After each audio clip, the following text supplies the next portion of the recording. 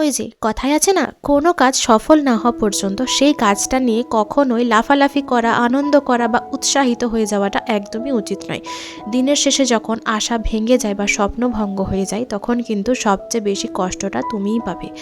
তো আমার ক্ষেত্রে প্রত্যেকবার এরকমটাই হয়ে থাকে যে কোনো কাজ বা কোনো বিষয় বা কোনো অনুষ্ঠান যাই বলো না কেন, যে বিষয়টা নিয়ে আমি একটু বেশি এক্সাইটেড থাকবো বা আমরা বেশি এক্সাইটেড থাকবো, সেই জিনিসটা আমার সাথে কখনোই আর হবে না। এরকম উদাহরণ আমি প্রচুর পেয়েছি, ছোটোর থেকে প্রচুর পেয়েছি, আজও কিন্তু তার অন্যথা হয়নি। এটা ছিল আমার বর্মশাইয়ের প্রথম জামাই ফোঁটা।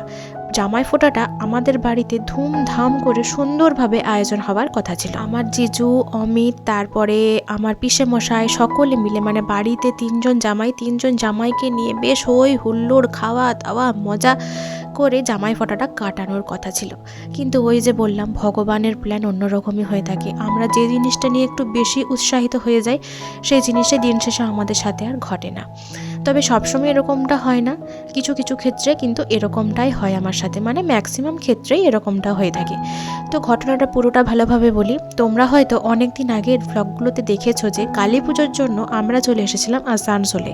আমার বরমশাইয়ের ডিউটি পড়ে গিয়েছিল বলে আমরাও সেখানে চলে এসেছিলাম, যেহেতু ডিউটির জায়গাটা ছিল আমার ছোটো দাদার বাড়ির কাছেই। তো সেই হিসেবে আমরা সেখানে চলে এসেছিলাম। তো সেখানে চলে যাওয়ার তো আমাদের কোনো কথা ছিল না। আমাদের প্ল্যান ছিল অমিতের ছুটি থাকবে, তারপরে আমরা আমাদের বাড়িতে, মানে আমাদের নিজেদের বাড়িতে একটা সুন্দর জামাই ফোঁটা আয়োজন করব, সমস্ত দাদারা বৌদিরা বাড়িতে থাকবে, সাথে রান্না বান্না হবে, হই হুল্লোড় জমজমাটি ভরা একটা সুন্দর জিনিসের প্ল্যান আমরা করেছিলাম। কিন্তু সেটা হলো না। আমার মা কত অ্যারেঞ্জমেন্ট করেছিল, আমার জেঠিমা কত অ্যারেঞ্জমেন্ট করেছিল, কিন্তু দিন শেষে সেগুলো একটাও ফুলফিল হলো না, কারণ আমাদেরকে চলে আসতে হয়েছিল আসানসোলে। আমরা কেন আসানসোলে এসেছিলাম সেটাও তোমাদের বলি। যেহেতু এটা আমার বর্মশাইয়ের প্রথম জামাই ফোঁটা, তাই আমার মা চেয়েছিল যে প্রথম জামাই ফোঁটাটা জামাইকে দিতে, তাই নেই মামার থেকে কানা মামাই ভালো।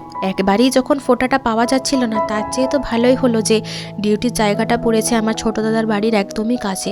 তো সেখান থেকে আমার মা, আমি এবং আমার বাবা তিনজনে চলে এসেছিলাম। আমাদের একসাথে একটু ঘোরাঘুরিও হয়েছিল এবং আমার মায়ের জামাই ফোঁটা দেওয়ার, মানে প্রথম বছর জামাই ফোঁটা দেওয়ার স্বপ্নটা পূরণও হয়েছিল।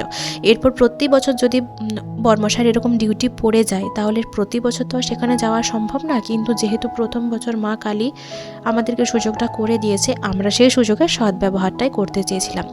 তো এখানে দেখো জামাই ফোঁটা টোটা নেওয়া কমপ্লিট হয়ে গেছে। ভাইজি এখানে ঘুমাচ্ছে আর বরমশাই ফোন ঘাটছে বসে বসে। তোমাদেরকে তো সমস্ত ভিডিও ক্লিপিংসই আমি দেখালাম যে আমার মা কি সুন্দরভাবে ফোঁটা দিচ্ছে, কত সুন্দর জিনিসটা। তার সাথে আমার ভাইজিও কিন্তু ফোঁটা দিচ্ছে। ও ভেবেছে কি জানি না, তবে ওর ফোঁটা দেওয়ার ইচ্ছে ছিল বলে ফোঁটা দিয়েছে। আর এইদিকে দেখো আসল কাজ হচ্ছে। এখানে কিন্তু আমার ছোট বৌদি রান্না বান্নার দায়িত্বটা পুরো একলা হাতে সামলাচ্ছে। হ্যাঁ বন্ধুরা, পুরো একলা হাতে। ওর শরীরটা সেদিন থেকে ভালো ছিল না, ভীষণ খারাপের মধ্যেও কিন্তু ও একলা হাতে, মানে আমার মাকে তো সাইডে ঠেসতেই দেয়নি, বলছে না আমি একলা হাতে জামাইয়ের জন্য সব রান্না করব। যদিও ওর নন্দাই হয়, ননদের হাজব্যান্ড, কিন্তু তাও ও একলা হাতে সমস্তটা সামলেছে। কত কি পদ যে রান্না করেছিল সেটা তো তোমাদের সাথে আমি অনেক দিন আগে দেখিয়েছি, তোমাদের ভুলে যাওয়ারই কথা, কারণ ভিডিওগুলো আমি এত লেটে আপলোড করছি যে তোমাদের মনে থাকার কিছু কথাই নয়। তাই তোমাদেরকে সমস্ত জিনিসটাই আমি আরও একবার রিমাইন্ড করিয়ে দিলাম। তো এখানে বৌদি কি বলছে চলো শুনে নেওয়া যাক। মাটনটা কি এরপরে প্রেসারে দেওয়া হবে নাকি? হ্যাঁ, আসলে অনেক লেট হয়ে গেছে। গ্যাসে কম আঁচে দিয়ে করে রাখলে আরো টেস্ট বাড়ে, বাট সময় নেই। এই যে এখানে দেখো রান্না বান্না কমপ্লিট হয়ে গেছে, আর ওই যে বললাম কাউকে ঠেসতে দেয়নি, একলা হাতে সমস্তটা আয়োজন করেছে।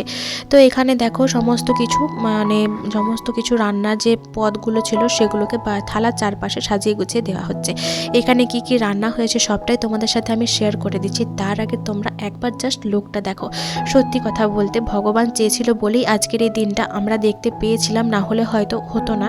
যদি আজকে ওর ডিউটিটা অন্য জায়গায় পড়ে যেত, তাহলে হয়তো প্রথম জামাই ফোঁটা নেওয়া ওরও হতো না, আর আমার মা বাবারও একটা শখ থেকে যেত। তাই বলে না, ভগবান যেটা করে ভালোর জন্যই করে। তবে একটা জিনিস কি হলো, আমাদের বাড়িতে যে একটা হই হুল্লোড় আনন্দ ফুর্তি হওয়ার কথা ছিল সেটা হয়তো হলো না, কিন্তু এখানেও আনন্দটা কিন্তু কম হয়নি, এখানেও আনন্দটা 19-20 হয়েছে।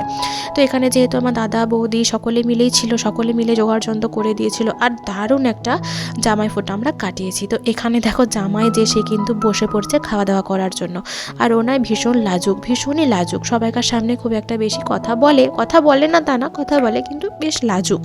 তো যাই হোক, এখানে কিন্তু ও বসে পড়েছে। আর কী কী খাবার হয়েছে তোমাদের সাথে চলো শেয়ার করে দিই। হাতে আমার ছোট বৌদি রান্না করেছে।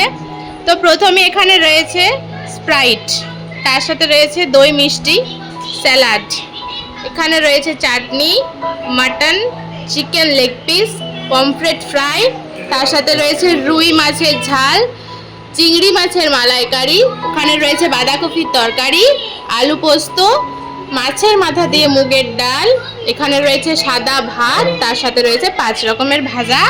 আর এখানে বসে পড়েছে আমাদের জামাই খাওয়া দাওয়া করতে।